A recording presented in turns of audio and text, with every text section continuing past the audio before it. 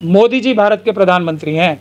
अगर कोई भी व्यक्ति ऐसा होता जो कम्युनिकेट ही कर पाता, इस वक्त भारत देश की इतनी ज़्यादा ज़रूरत है इस वक्त दुनिया को, अगर कोई हमारे पास ऐसा प्रधानमंत्री होता जो अपनी बात किसी से कर ही पाता, समझा पाता, तब भी इस समय लोग चाइना की तरफ नहीं देख रहे होते, मिडिल ईस्ट के लोग चाइना की तरफ, रशिया की तरफ नहीं देख रहे होते, भारत की तरफ देख रहे होते कि वो इस युद्ध को रोके और पूरी दुनिया में डेमोक्रेटिक यूएन का जो चार्टर है ना, सब देशों का बराबर का अधिकार और हक है, बराबरी है, उस पे चलाने के लिए भारत सबसे बड़ा क्रूशल देश हो सकता था। लेकिन अफसोस मोदी जी तो किसी से बात ही नहीं कर सकते। अभी हमने सबने देख लिया ना, मतलब वो हंस सकते हैं, गले मिल सकते हैं, लेकिन किसी से जाके कुछ बोल नहीं पाते हो। और उससे भी बड़ी दुख की बात है कि वो किसी और को भी नहीं भेजना चाहते। मतलब एक आदमी से खुद नहीं हो रहा, जरूरी थोड़ी है एक आदमी को इंग्लिश नहीं आती, हिंदी नहीं आती, सिर्फ गुजराती आती है, और गुजराती आने के बाद भी वो कोई बात ना समझ सकते हैं ना किसी को समझा सकते। ये चीज़ है, उन्हें मान लेनी चाहिए। किसी और को, किसी भी और को, जो भारत की जो ज़रूरत है पूरी विश्व को, भारत की उस रोल को अदा करने के लिए मोदी जी किसी और को भेजने के लिए भी तैयार नहीं है, क्योंकि उन्हें अक्लमंद अपने आप को दिखाने की सबसे बड़ी जो शौक है ना, वो इस देश का सबसे बड़ा दुश्मन बना हुआ है इस वक्त। वरना इस देश की इतनी बड़ी ऐतिहासिक जिम्मेदारी है इस वक्त भारत की, कि जिसका कोई पहले भी कोई इस वक्त में, क्योंकि ये सबसे क्रूशल टाइम है दुनिया के लिए। अगर ईरान सिर्फ खड़ा रह पाता है तो मुझे लगता है पूरे विश्व में खुशहाली आ जाएगी, वर्ल्ड ऑर्डर चेंज हो जाएगा, कैपिटलिज्म जो है बैलेंस हो जाएगा, और एक बीच का रास्ता जो मध्यम मार्ग है ना, वो निकल के सामने आएगा, जिसमें सबको, सब देशों को अपनी तरक्की करने की बगैर किसी बाहरी इंटरफेरेंस के, ख़ास तौर पे कमज़ोर देशों को मौका मिलेगा।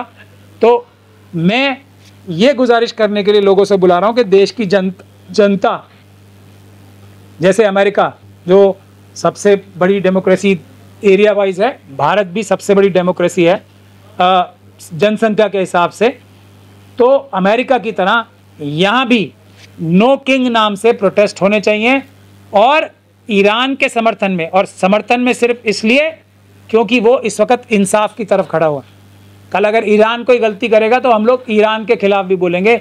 ईरान भारत के भी सबसे बड़े फायदे का जो लाइन है ईरान ही ने ले रखी है। इजराइल से भारत को मिलता ही क्या है? फ्रॉड, धोखा, और अभी अभी लात। अभी एक हमारे यहाँ से ब्राह्मण धर्म के शायद मानने वाले वहाँ के जो वो रब्बी थे, उनके साथ जाके खड़े हो गए तो लात पड़ी उनके, वो उनके चरणों में झुक गए थे। तो इतनी तेज़ लात पड़ती हुई मैंने देखी है, पता नहीं वो अगर वीडियो सच्ची है तो मुझे किसी भी भारतीय को तो कम से कम बात ही नहीं करनी चाहिए किसी भी ज़ायनिस्ट व्यक्ति से। तो ये जो स्थिति है उसमें हमारे देश में भी मैं सब लोगों से गुजारिश कर रहा हूँ, अपनी ये फाइनल बात कहते हुए, ख़ास तौर पे सभी सबसे पहले मुस्लिम समाज के लोगों से, हर एक मस्जिद के बाहर मेरे ख्याल से नमाज के बाद कोई एक दिन में एक नमाज तय कर ली जाए। हर मस्जिद के बाहर छोटा या बड़ा प्रोटेस्ट एक होना चाहिए समर्थन में। इस समय फ़िलिस्तीन के साथ भारत की डिक्लेयर्ड पॉलिसी भी है ये, और इजराइल ने जो है हमला किया ईरान के ऊपर, उसके खिलाफ, और सब देशों को बराबर का अधिकार है। इसके लिए ये दो मुद्दों पे, एक तो फ़िलिस्तीन को आज़ादी दिलवाने के लिए, फ़िलिस्तीन एक अलग देश बनना चाहिए, फ्रीडम ऑफ फ़िलिस्तीन इंडिया की डिक्लेयर्ड पॉलिसी है उसके लिए, और हर एक देश की जो स्टेटस है वो बराबर होना चाहिए। कोई देश किसी के ऊपर दबाव ना बनाए, इंटरनल पॉलिसी में इंटरफेयर ना करे। उसके लिए, इन दो मुद्दों के लिए मैं सभी मस्जिद के लोगों से भी गुजारिश करना चाहता हूँ कि वो प्रोटेस्ट करें।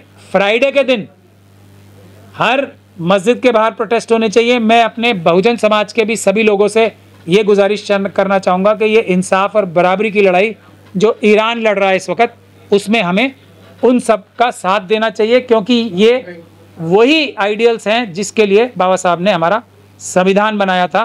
तो सबसे पहले सभी मस्जिदों की जिम्मेदारी है, अगले फ्राइडे को जुमे की नमाज के बाद भी हर एक मस्जिद के बाहर प्रोटेस्ट करने का आह्वान मैं करता हूँ। मुझे अफसोस के साथ ये बताना पड़ रहा है कि सिर्फ लखनऊ की मस्जिद के अलावा, जहाँ मौलाना कल्बे जवाद साहब ने प्रोटेस्ट किया और किसी मस्जिद से कोई बड़े प्रोटेस्ट की मेरे पास जानकारी नहीं आई है। अगर ऐसे प्रोटेस्ट हुए हैं तो ये वेलकम है। किसी भी प्रोटेस्ट करने वाले को इस समय पीसफुल प्रोटेस्ट होना चाहिए, बिल्कुल।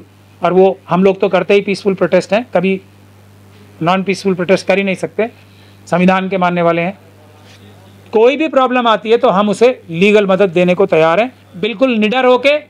देश के लिए, हमारे देश के संविधान से सीख के ही, बाबा साहब के संविधान से सीख के ही बहुत सारी दुनिया के देशों में ये वैसे संविधान बने हैं। और यूएन की भी जो रूह है ना, वो बाबा साहब के एक वोट के अधिकार के ऊपर ही निर्धारित है। एक वोट का अधिकार सबके पास होना चाहिए। तो ये प्रोटेस्ट करने की भी जिम्मेदारी भारत देश की है। पूरे दुनिया में बड़े बड़े प्रोटेस्ट हो रहे हैं। अगर हम इन प्रोटेस्ट के द्वारा कुछ तो कर पाएंगे, एक तो उन फिलिस्तीन के मजलूमों के साथ खड़े होने के लिए, और ईरान जो पूरी दुनिया के मजलूमों के लिए इस समय रिप्रेजेंटेटिव है उनका, उनके लिए जो हमारा मिनिमम कंट्रीब्यूशन हो सकता है वो हम कम से कम पीसफुल प्रोटेस्ट करके तो करें ही। इसमें कोई किसी को कोई परेशानी, नाजायज़ कानून के विरुद्ध जाके पुलिस या प्रशासन से परेशानी आती है तो हमारे ऑफिस से संपर्क करें। यहूदियों में से और ज़ायनिस्ट में से फ़र्क समझना बहुत ज़रूरी है। मैं हर बार बताता हूँ, जैसे हर ब्राह्मण समाज का मानने वाला आरएसएस का मेंबर नहीं होता, और आरएसएस के मेंबर्स जो होते हैं वो गंदे घिनौने काम करते हैं। हर ब्राह्मण समाज का, ब्राह्मण धर्म का मानने वाला व्यक्ति भी आरएसएस के लोगों जैसा बुरा नहीं होता। उसी प्रकार से हर यहूदी ज़ायनिस्ट जैसा बुरा नहीं होता है। तो ये बात हमेशा ध्यान में रखनी। तो ज़ायनिस्ट ताकतों ने यहूदियों की मजलूमियत का इस्तेमाल करके एंटीसेमिटिज्म का एक फॉर्मूला दिया, और पूरे विश्व को, मैं ये पूरी जिम्मेदारी के साथ बात कहना चाहता हूँ, अपने कब्जे में लेने की कोशिश की। इनके साथ ज़्यादती करने की एक प्लानिंग बनाई, जिसमें जो वेस्टर्न ताकतें हैं, जो कि इससे पहले कॉलोनियल ताकतें थी, कॉलोनियल ताकतें, जैसे भारत पे ब्रिटेन का कब्जा था, हमें वो अपना गुलाम समझते थे, वैसे ही कॉलोनियल ताकतों ने क्या किया कि उन्होंने, और उसमें कहीं ना कहीं जो अमेरिकन कंट्री भी है वो भी एक कॉलोनियल ताकत है, क्योंकि वहाँ के जो लोग थे, मकामी लोग थे, उनको एकदम ख़त्म करके ये लोग वहाँ, जो भी दूसरे देशों से वहाँ गए थे। तो इन सब लोगों ने क्या किया कि जितने भी कमज़ोर देश थे, मतलब वो जो 150 परिवार या 200 परिवार थे, उनके यहाँ यूएन का, जो यूएन बना था सबको बराबर की ताकत देने के लिए, सबको बराबर का अधिकार देने का, उसका प्रयोग करके और अपनी वीटो पावर का प्रयोग करके और अपनी ताकत का प्रयोग करके, डंडे का प्रयोग करके, बाकी सारे देशों में, कुछ में तो डायरेक्टली और कुछ में इनडायरेक्टली, अपना वर्चस्व बनाना शुरू कर दिया और वहाँ की जनता के साथ ज्यादती करनी उसी प्रकार से शुरू कर दी जैसे कॉलोनियल समय में होती थी, सिर्फ तरीका बदल दिया। तब डायरेक्ट तलवार से और बंदूक से था और अब कलम से शुरू कर दिया उस काम को। तो इस बात का रिएक्शन तो होना ही था, दुनिया भर में हुआ। और उसका एक और प्रॉब्लम ये हुई कि पहले, और इसमें भारत के विषय में भी आऊँगा मैं, ये दो पोलर वर्ल्ड हो गया था।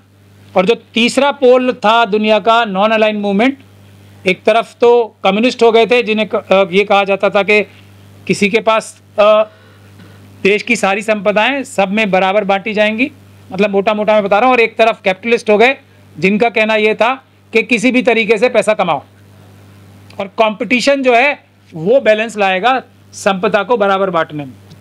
तो मोटा मोटा ये था। भारत का ये दो गुट बन गए, एक तरफ जो यूएसएसआर हो गया और एक तरफ अमेरिकन लेड हो गया, मतलब दो ग्रुप बन गए। तीसरा जो सबसे महत्वपूर्ण काम जिसका होना चाहिए था उसकी लीडरशिप भारत ने की, लेकिन अनफॉर्चुनेटली नॉन अलाइन मूवमेंट जो है कमज़ोर होता गया और उसी की वजह से दुनिया में प्रॉब्लम आई। अमेरिका ने अल्टीमेटली यूएसएसआर को भी दबा लिया और यूनिपोलर वर्ल्ड एक बन गया।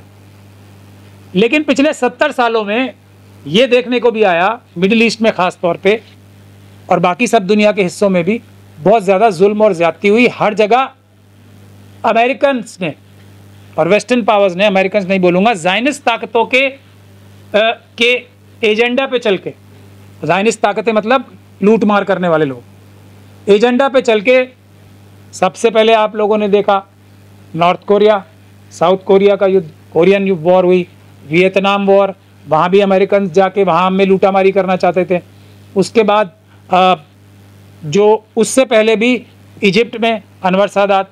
तो जो भी विश्व के ऐसी जगहें थी जहाँ पे तेल था या दूसरे महत्वपूर्ण क्षेत्र थे, वहाँ पे अमेरिकन्स ने, हर सरकार ये चाही, वेस्टर्न ताकतों ने, कैपिटलिस्ट ने ये चाही, ज़ायनिस्ट ताकतों ने ये चाही कि हर जगह सरकार उनके मन मुताबिक बने और वहाँ से 80% फ़ायदा वो उठाएं और 20% फ़ायदा लोगों के लिए छोड़ दें।